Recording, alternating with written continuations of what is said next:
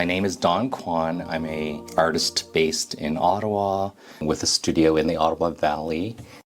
As a queer third-generation Chinese Canadian, my art practice is very rooted in the past and how the past informs the present.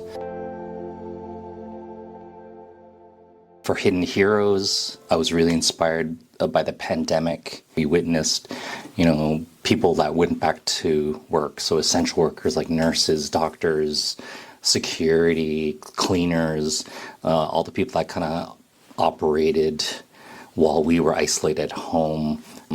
I thought if we honored them now, we should go back in time during very difficult times like the Cold War era, and also honor those in those essential roles. Growing up in a family restaurant too, I understood the value of, all roles from the front to the back. The chef wouldn't be able to do his magic without the dishwasher, per se. I wanted to apply that same kind of idea and bring it back to the past, and to honor those that worked in the Diefenbunker, to uncover those kind of stories. For this exhibit, it was an opportunity for me to examine and kind of reflect and explore the Cold War era, which really interested me as an artist that uses research a lot.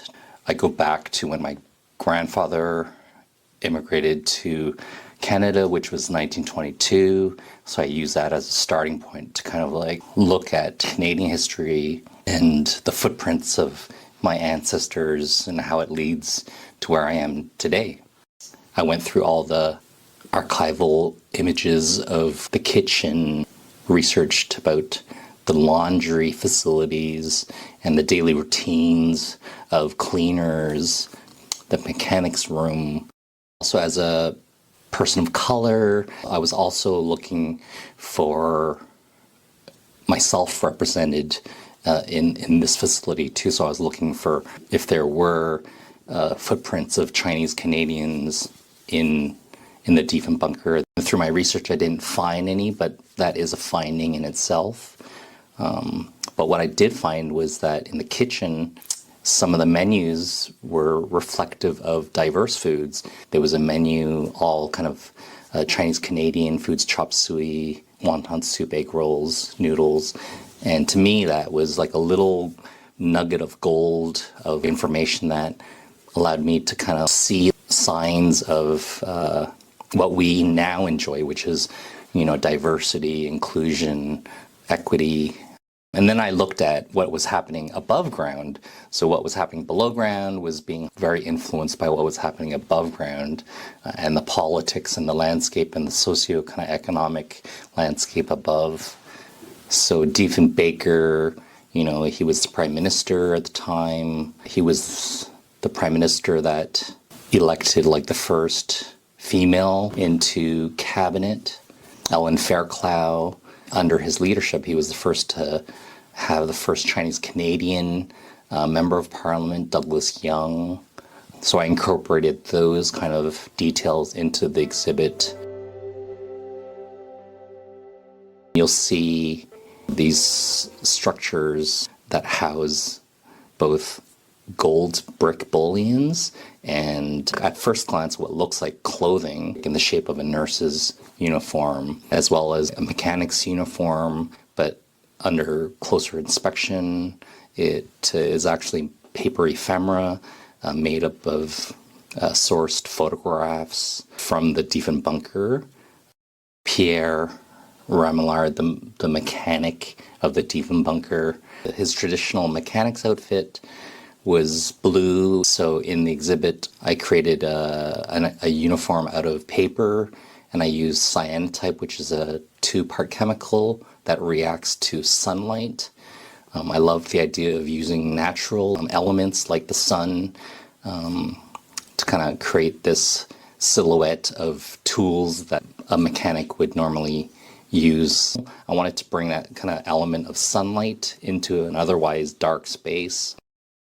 The vault actually never housed gold, so this was an opportunity to kind of create artwork that presented gold bricks in that space, but also highlight my research, reviewing the oral history, documentation.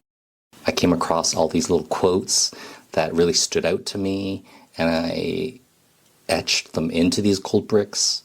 That kind of spoke to the theme of the hidden heroes and how what was happening below ground also reflected what was happening above ground. The Cold War era, a lot of transformative things happened during that period. It's like things like women's rights to vote. It was post-Chinese Exclusion Act. It was civil rights movement. It was queer rights movements. That period of time really encapsulated a lot of change in Canada's history. So I tried to reflect that into my exhibit. So the gold bricks, it's paper clay I used as the medium, and I incorporated joss paper, which is traditional money that is burnt as an offering to your ancestors. It's rooted in Buddhism and Taoism. I was taught at a young age to kind of use this to communicate with, those who have passed. So I love using this material in a different form. It both connects history, but also connects through like storytelling with those who aren't with us anymore. On the right side is what looks like an apron. I wanted to embody what was happening in the kitchen. So honor the people that cooked the food. The kitchen was open 24 hours a day and was such a highlight for so many people. And so I really wanted to focus on the people behind the scenes. So Kitchen Chronicles incorporates a lot of like photo documentation of kitchen staff, celebrations like around holidays or special events that happened in the Diefenbunker. It's also part interpretive. The apron kind of melts and forms into a tapestry, images of what was happening both above ground and below ground. Diefenbunker himself, kitchen staff, military staff, civilians, Douglas Young, Ellen Fairclough. Anchoring the piece are little golden wonton soup dumplings, which also hint to the use of diverse foods in the menu. On the left side is another installation made up of 3 gold bricks. The first gold brick has engraved in it soup wonton with little interpretive dumplings attached to it. The second one is a gold brick that has the text, "I am the Canadian delegate." It's a quote from Douglas Young. The third brick is Ellen Fairclough's description of her being the first female in cabinet. I think it's really important to provide like a counter narrative to Canada's national history. I think it's really important that we all share our stories, even the smallest, like in the exhibit, I feel like the smallest dumpling can have the largest impact. And usually those with the least amount of recognition or voice have some of the most powerful contributions to society. So I want to highlight them and bring them to the surface.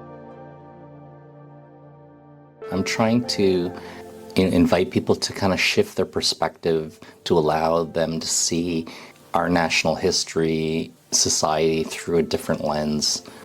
A good takeaway is to learn about the alternate stories that are not popular or commonly shared that still have value and resonate today.